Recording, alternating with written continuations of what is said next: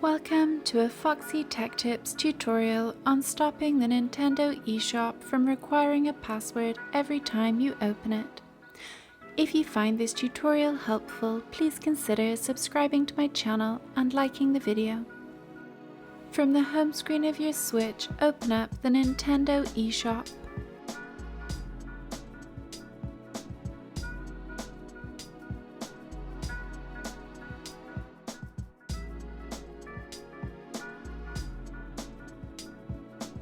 From the homepage of the Nintendo eShop, tap on your user icon in the top right corner.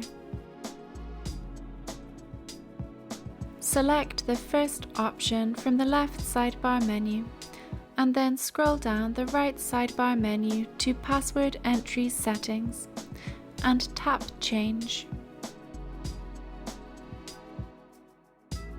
Now you want to change the first option here, when starting Nintendo eShop, from Enter to Skip, and then tap Save. You will now no longer be required to enter your password every time you open the Nintendo eShop.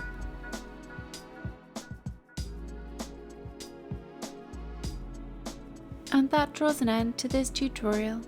Please like the video if you found it helpful and subscribe to Foxy Tech Tips for more Nintendo tips and tricks.